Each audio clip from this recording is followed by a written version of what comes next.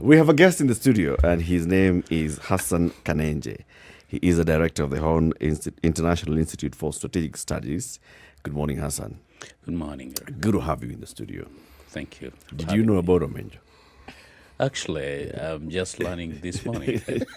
In fact, what I was expecting is Semeji. Something like Semeji. So, this is a revelation. Thanks for the education. Yes. Omenjo.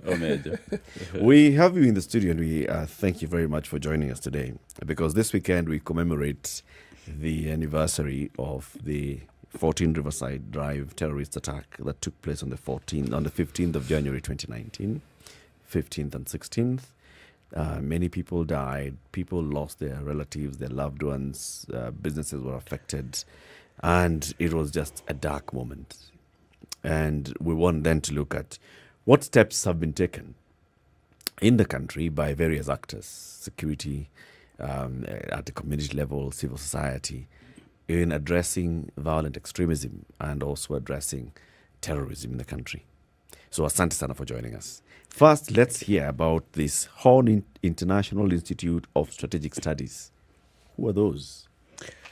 Yeah, the Horny Institute is a research and policy think tank that focuses on key thematic areas of defense and security, terrorism and extremism, diplomacy and foreign relations specifically.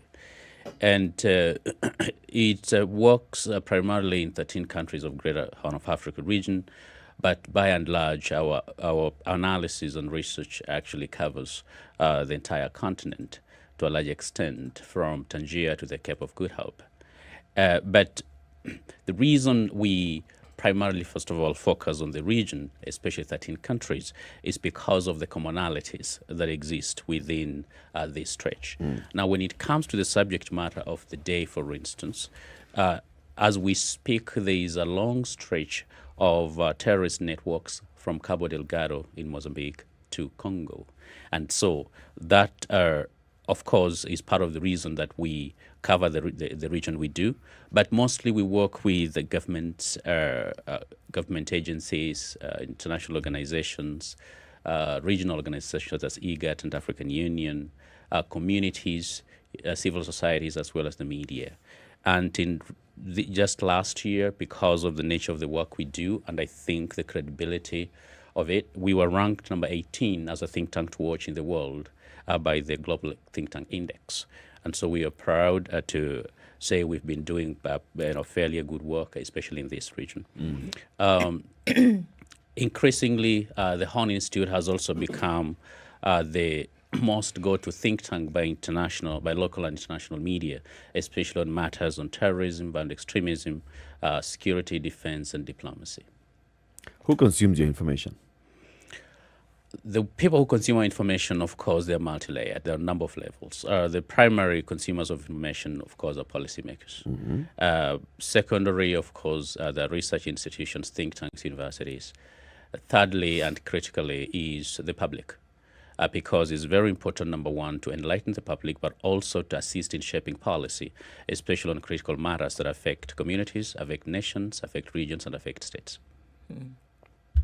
Okay, so just looking at the different things, I mean, it's interesting because you talk about the length and breadth of the continent, looking at activities that may be happening, touching on terrorism throughout the continent, whether Africa is a receptor of some of these themes that come from outside bodies that we know of, whether it be Al-Qaeda or such, right? Yeah. Whether we're receptor sites or perpetrators from here. What have you seen is that you have pockets of units that operate here as kind of like branches of headquarters, or are we seeing continent-grown terrorism from what you've been able to see over the years?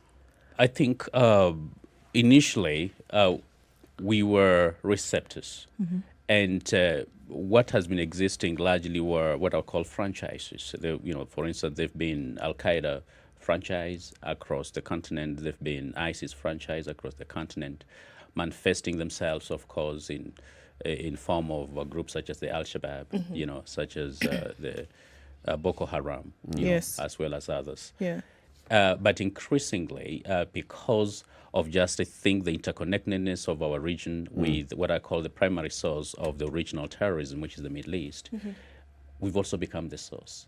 And so increasingly, we are having Africans actively get involved in foreign theaters of war. And whether it's in West Africa or in East Africa, including Kenya, where hundreds of university students and other young people have actually joined Al-Shabaab and ISIS and Al-Qaeda. And so this becomes a concern. I think the perception initially was that this conflict was a foreign conflict and we were simply caught in the crossfire. But right now it is our conflict because it's our young men and women right now who are actively involved, and it's our our citizens who are involved also at times in finance. So we can no longer say it is a foreign thing. In fact, quite to the contrary, the Sahel and the Horn of Africa have become the next theater of terror. You know, in the world right now, it is very fertile. It promises potential for growth, and so it is up to us to actually. Promises potential for growth. Yes. As a region or as a theater for terror? No, as a theater for terror if nothing is done because of sometimes what we see as complacency. And to remember, Africans didn't really look at themselves as being perhaps the originators of such ideologies. I remember in the 90s when, for instance, suicide missions were being undertaken by the Tamil Tigers, it looked very crazy. And so with the outbreak of the Intifada later on, of course, in the occupied territories in Palestine, this was seen as something perhaps for Arabs and probably even other races, not exactly Africans. Well, but increasingly, even as we speak, there was a massive attack in Somalia, you know, suicide missions. Of course, not to forget our own attack, you know, in Lamu against our security forces. And so this has become our problem, and we're going to have to think about our own solutions and our approaches on dealing with it. As with many other things, I think we see that this then forms patterns, right? Yes. From previous times, whether you're dealing with some of these other bodies, from things that we've read and seen, Al-Qaeda, ISIS, they have patterns of operation. So even if you're able to cut off this head, another one not even grows, but has been resident somewhere else. So the operations are able to continue. But what is very interesting to me is that the study of such has been done. And in order for you to study something and realize how they operate, that means you kind of know where they are and you know where their form of command is. So then it poses the question, why does it become so difficult then to be able to deal with it? I mean, you're saying, look, where we are now on the continent, if we do not deal with this, it's going to be something quite ugly in a very short period of time. But we've studied it so much so, I mean, we have institutions, entire institutions with branches who study these things to the detail. So what poses as the difficulty in then being able to deal with these? You know, the challenge with international terrorism and the nature of the terror threat that we face, it's like you hunting an octopus. You're looking for the head. It seems to have, to be moving in all directions.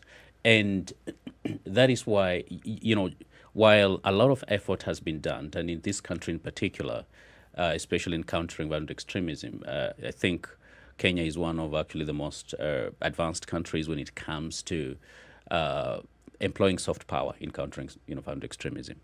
However, the challenge regionally and globally, it is increasingly there is no central command of a lot of terror groups. And so these affiliates or some who have been inspired ideologically by perhaps their mother organizations, whether it's Al-Qaeda or ISIS, they've developed the ability to be able to operate independently. Okay. Not to mention, increasingly, even some individuals, they self-radicalize because of easy access to content and literature that can be able to do that. And so that ability for independence and to be able to conduct their own things based on their own unique circumstances calls on us to be able to craft responses that actually reflect this uniqueness. Because if we think we're fighting al-Nusra or ISIS in Syria, without understanding the local complexities or vulnerabilities that they may seek to exploit, then it's going to be a challenge. So yes, I agree. We have institutions, we have organizations that are dealing with this, but contrary to I think popular belief, sometimes terrorists are not very stupid people. Right. Yeah, the enemy somehow always wants to be a step ahead of us. Okay, and that is why the only way to counter it effectively is for us to always try to be a step ahead of them. In the words of Sun Tzu, he once said that a smart general is not the one who tries to outfight his enemy, he's the one who outthinks his enemy. And so we have to get into the business of outthinking. And that is why coordinating efforts in CVE, being able to know that what the right hand is doing and what the left hand is doing, they actually can be able to work together is critical. And that is why we have in a number of countries, including Kenya, organizations such as NCTC that actually tries to be able to coordinate efforts so that we do not fight in desperate fronts without knowing what is happening, but we are able to define what the problem is to be able to address it, because initially the problem was actually defining who our enemy is and how we should go about it. Let me ask you a two-pronged question. Yes. One of the things that research does, well, the primary thing that research does, it seeks to answer a certain question. But researchers will tell you that in the process of trying to answer that question, you'll come across responses that you had never figured out before. That's correct. There's always a surprise waiting for you around the corner. So let me ask the first question. One, what would you say are the main causes of radicalization that leads to this problem that we're referring to as terrorism? Causes of radicalization. Yes, what brings about this situation where people want to turn their lives and head in that direction, and they see it as a just cause and they see it as something worthwhile? Radicalization in itself is not necessarily a bad thing. You can be an economic radical because you want to bring about change. You can be a social radical, because perhaps you believe in social justice and you think the society is going the wrong direction and there's a lot of unfairness.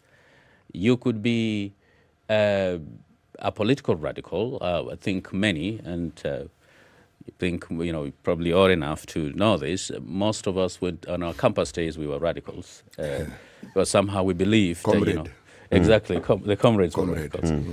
You're trying to believe in a new democratic dispensation. However, the type of radicalization that is bad is radicalization that leads into extremism. Okay, because at that point, especially when that extremism becomes violent, the nature, it becomes dangerous. Now, a number of factors can lead people into getting radicalized. One, they can be radicalized by association.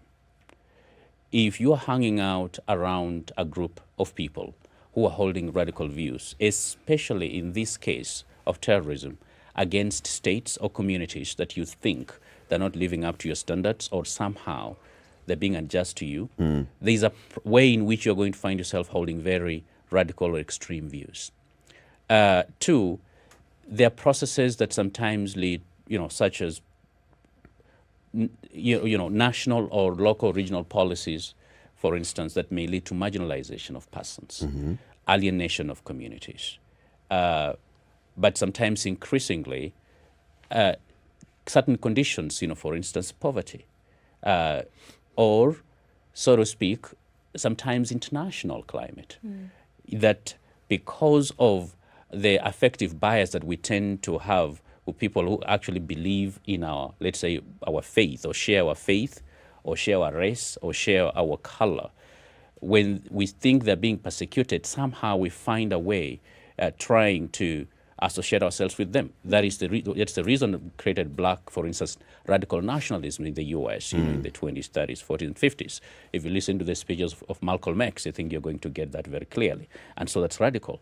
The challenge with what I call the current, Islamic-related kind of radicalization, it is the expropriation of scripture, to advance certain political goals, objectives, in ways that is actually inimical and harmful to the modern state and to our constitutions as we know them. And so that becomes dangerous. So insofar as even those factors that contribute to radicalization are concerned, it directs an individual into a certain direction. So it's a process of acquiring, certain ideologies that are actually going to go counter to what is the mainstream. And so when you get radicalized, you start moving away from the mainstream. And the mainstream tends to be moderate. The mainstream tends to be more, accommodating, more tolerating. But when you start getting radicalized, you alienate yourself. And sometimes that alienation leads to alienation by others as well at the same time. But this particular situation that we are discussing, it seems to be a growth industry. It's not some domestic, docile enterprise that just a few selected individuals go into. And it targets young people who are most susceptible to influence. Let me move to the second part of my question and why I'm asking it. There are social aspects that are born out of expectation. Somebody's young, they expect certain things to happen.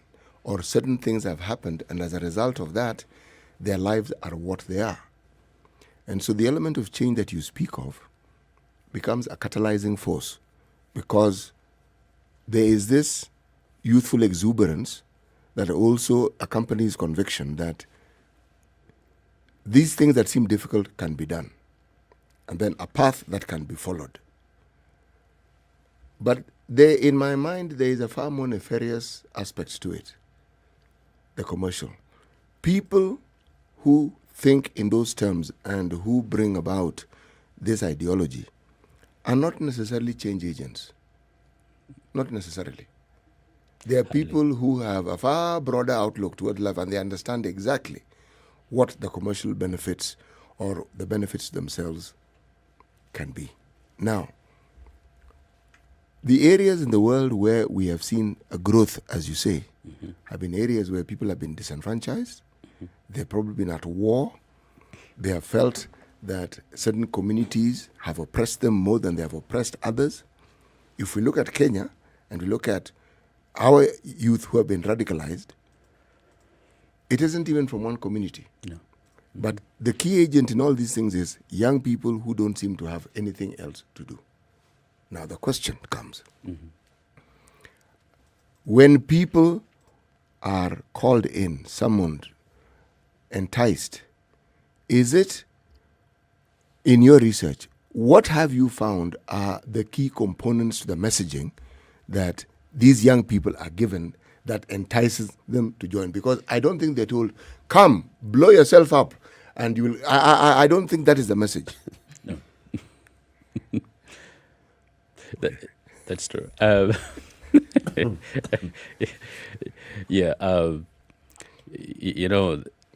is true. I think if that were the message, it's going to be difficult to actually get people to join. Just like in the art of seduction, everything has to be done, with a strategy. And terrorists are very strategic in the way they approach. And I agree. One of the predisposing factors is the unmet expectations of a lot of young people.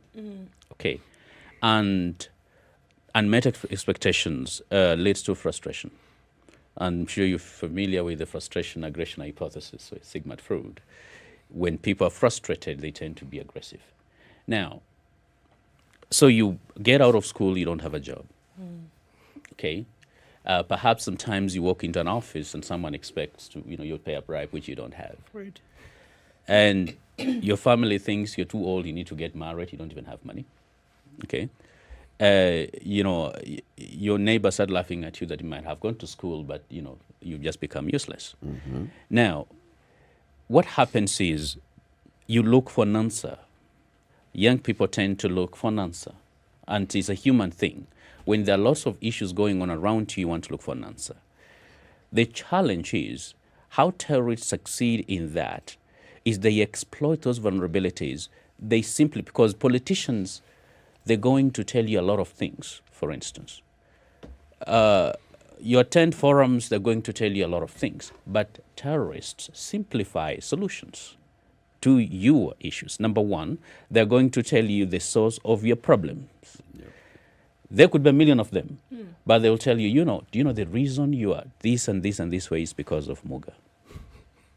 Okay? And let me tell you, you see the car that Muga drives is because it's all part of your land. The car, you understand? And so, in the framing of it, they simplified that now you actually know the source of your problem. Two, they provide you with a simple solution. They simplify solutions. And the solution could be, get rid of Muga. Join, yes, our movement so we can get rid of Muga. Sometimes you don't even know you'll actually end up in a suicide vest, And in fact, we are ready to send you $300, as a down payment. And you've been a lot of cases where these people have received money. And so you start actually believing this is going to work. Sometimes they start sharing with your content once they see your vulnerability. They start sharing your content that literally confirms your worst fears. And sometimes it is so subtle you can never even know. So they keep indoctrinating you slowly and slowly until you actually become so radicalized without them ever asking you to become a radical. One professor at University of Nairobi once taught me that diplomacy is the art of making someone do your bidding and have them think it's the idea in the first place. So they're also very shrewd in diplomacy that sometimes you actually get yourself indoctrinated without realizing and deciding to take a mission to Somalia or wherever it is, thinking you're going to be part of a larger goal, something bigger than yourself, because it gives you meaning that you feel you're missing from the ground. At home, no one is giving you answers. There have been young people who, upon sometimes, their repentance and maybe return, they talk about their only family situation and how broken it was. And this was the first thing that actually gave them hope, And so what should we do in those circumstances is we should be able to replace that, So essentially, offer the solutions. I want to take a break. Solutions. Okay. I want us to take a break. It's 28 to 8. This is Kenya's biggest conversation, the Situation Room. Our guest is Hassan Kanenji. He is the director of the Horny International Institute for Strategic Studies.